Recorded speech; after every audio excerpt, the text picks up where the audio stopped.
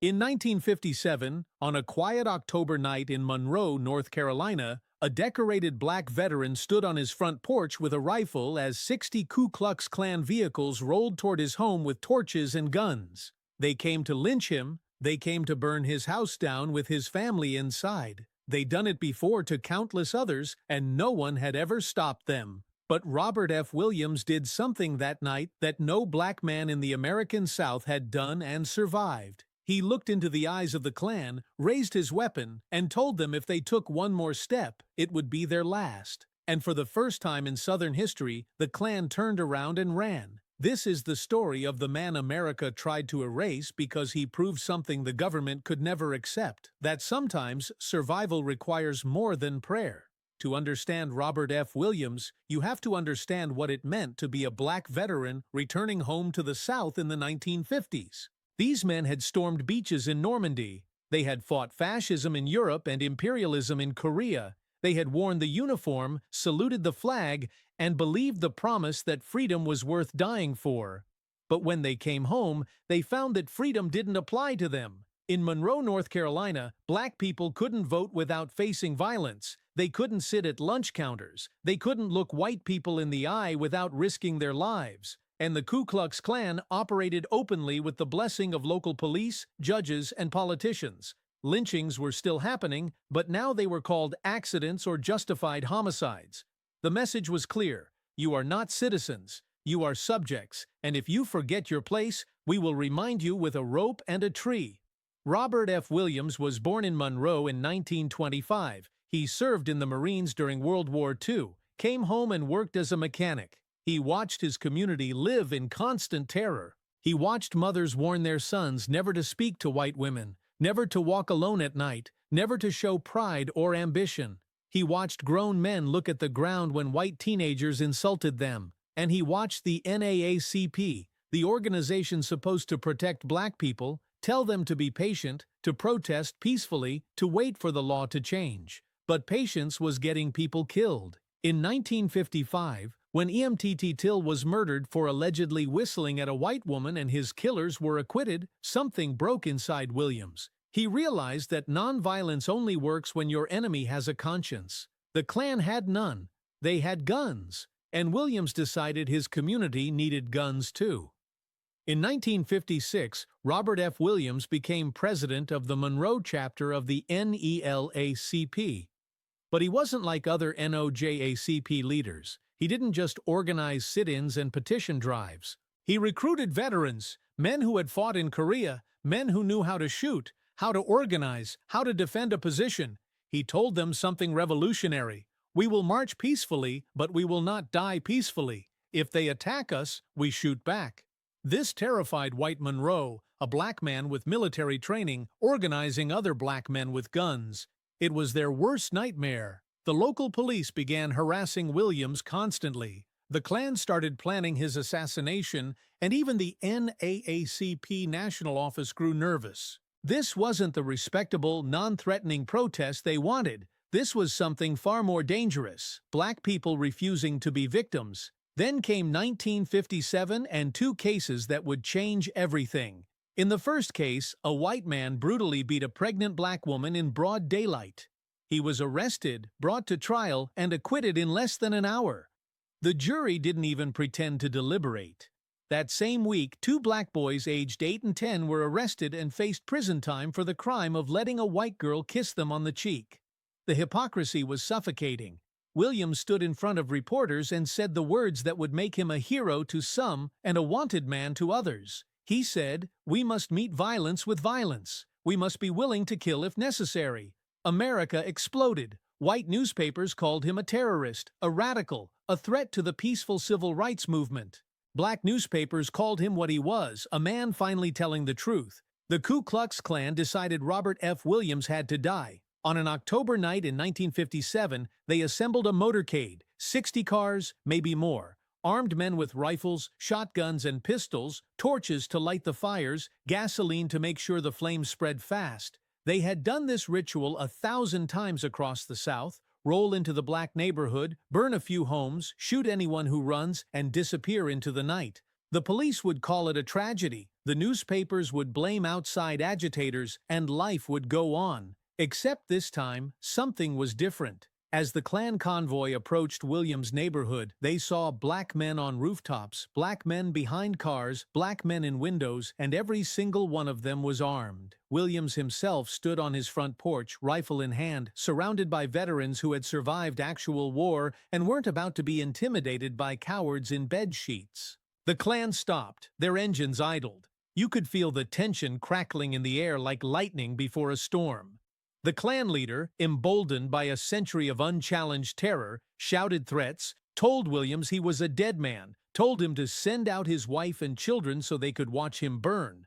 Williams didn't flinch. He raised his rifle and his voice carried across the night air, cold and steady. "You take one step closer, and this will be the first and last mistake you make." Behind him, a dozen rifles cocked in unison. The sound was unmistakable. It was the sound of men who had decided they would rather die fighting than live on their knees. And in that moment, the Klan realized something they had never confronted before.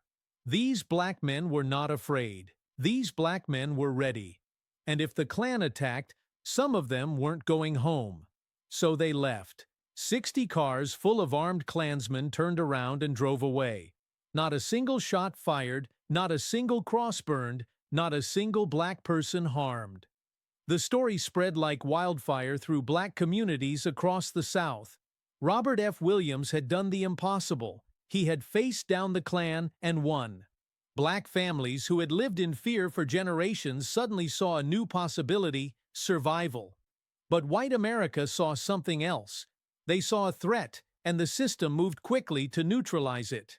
In 1959, the NAACP national leadership suspended Robert F. Williams. They said he was too radical, too violent, that he was damaging the movement. But the truth was simpler. He made white liberals uncomfortable. The civil rights movement was supposed to be about noble suffering, peaceful marches, and black people proving they deserved humanity by enduring brutality without fighting back. Williams disrupted that narrative. He said out loud what many black people had been thinking in private. If someone tries to kill you, kill them first. It wasn't murder, it was survival. But the NAACP chose respectability over reality, and Williams was cast out from the organization he had revitalized. Then in 1961, the trap was set. During a protest in Monroe, a white couple drove into the black neighborhood and claimed they had been kidnapped. Williams, trying to de-escalate the situation, gave them refuge in his home and then let them leave unharmed. It didn't matter. Police charged him with kidnapping, a capital offense in North Carolina. It was an obvious setup designed to get Williams into a courtroom where an all-white jury could sentence him to death legally. Williams faced an impossible choice: stay and die in a rigged trial or run. He chose to live. He fled to Cuba. Fidel Castro granted Williams asylum. And from Havana, Williams launched something extraordinary. He started a radio program called Radio Free Dixie broadcast directly into the American South. Every night, black families in Mississippi, Alabama, Georgia, and North Carolina secretly tuned their radios to hear Williams' voice. He told them they had the right to defend themselves, that they were not slaves, that they were warriors. The FBI tried to jam the signal. Southern police arrested people caught listening, but the message got through and it inspired a generation. Malcolm X visited Williams in Cuba and called him a hero.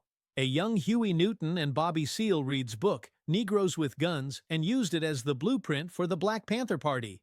The Deacons for Defense and Justice formed in Louisiana, directly inspired by Williams' stand in Monroe.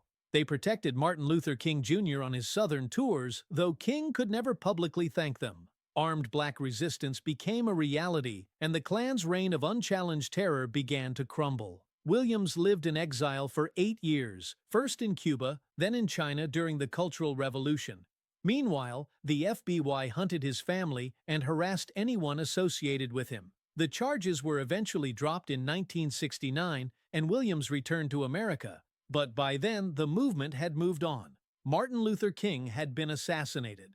Malcolm X had been assassinated. The Black Panthers were being destroyed by government infiltration. And Williams, the man who had started it all, faded into obscurity. He died in 1996, largely forgotten by mainstream America. But here's what they don't teach you in school. The civil rights movement didn't succeed just because of peaceful marches and beautiful speeches. It succeeded because white authorities knew that if they pushed too hard, black communities would push back with force. Robert F. Williams proved that armed black resistance was possible, effective, and terrifying to the establishment. The Klan didn't stop terrorizing Monroe because they suddenly grew a conscience.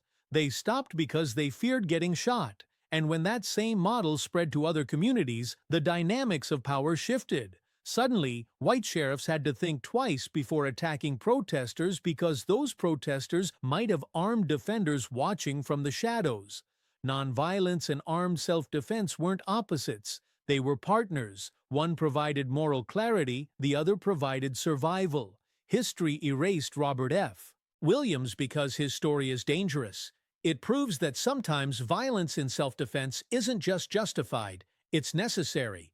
It proves that oppressors don't respond to morality, they respond to consequences. It proves that black people have never been passive victims waiting for white saviors. They have always fought back with lawyers, with boycotts, with sit-ins, and yes, with rifles when their lives depended on it. Williams said it best himself. A man with a gun in his hand is a citizen. A man without one is a subject. The government prefers black heroes who don't fight back, who accept brutality with grace, who die beautifully for a cause. Robert F. Williams refused to be that kind of hero. He chose to live. He chose to fight. He chose to make the Klan run. And they've been trying to make you forget him ever since.